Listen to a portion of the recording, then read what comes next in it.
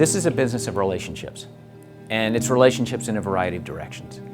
And working with individuals, with families, you really get to know them, you get to hear stories. They're all families, they have family issues, but they're not identical. And what that means is that what might be right in one situation might be totally inappropriate in another. And the flexibility which you give by empowering your portfolio managers allows them to do what's best for the client again. So that independence that a portfolio manager holds really means that they can do their best work for a given client. We want to know their history, where they generated their assets from. Really want to know their entire financial picture so that we can better assess how to allocate their money in the future. We want to be full service consultant.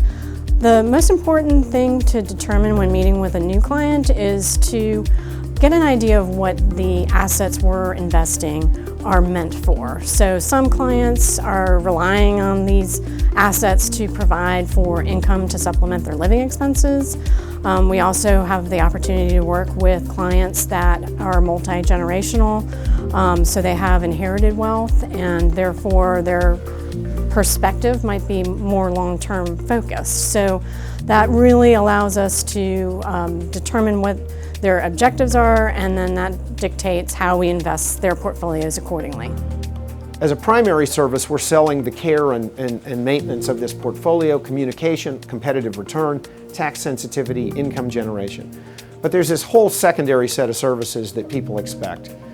They want someone who knows where to find a good lawyer, a good accountant. They want to talk about trust planning. They might want to have a conversation about insurance. And then they also want someone who has some experience dealing with life transitions.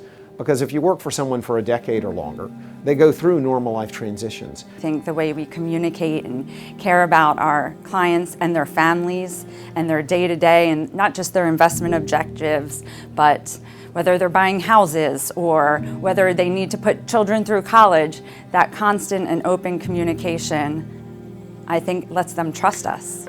And trust when people are handling your money and your financial security is of utmost importance. When I first meet with a new client, I want to understand what their experience has been with investing. Is it something they're comfortable with? Are they new to it? Do they want a relationship with us that includes some education? I think that's important to make sure that clients are comfortable not just with what we're doing, but how the investments are placed, how the assets are invested, and for them to know that this is a team approach. My initial discussions are really about getting to know the person, a little bit about their family, where they're from, their background, getting to know them. And once you have an idea of the client's personality, that makes it easier to then transition into asking the more pertinent questions about their investments, what their goals are. For many clients, they are less focused on the market. Rather, they're focused on their own circumstances, and that means they're worried about their own cash flow. They're worried about taking care of themselves. And so we have to figure out how to connect the two. Communication with the client, having the portfolio managers reach out to the client to see what's on their mind. That's the key to that, is making sure that that communication is in sync so that we know that those decisions are things where we're thinking forward on their behalf. The work we do can help them literally and figuratively give them perspective. Help them pull back and see that this is one small piece of time in a much larger time horizon. And this is where it gets to be exciting being here. For new clients, they come across something that's complex in their own life, mostly because they haven't dealt with finances before. Maybe they've been running a business, they've been growing a business, but now it's come time to sell it. And they've got a lot of questions around that. We've been there before. We've seen that hundreds of times.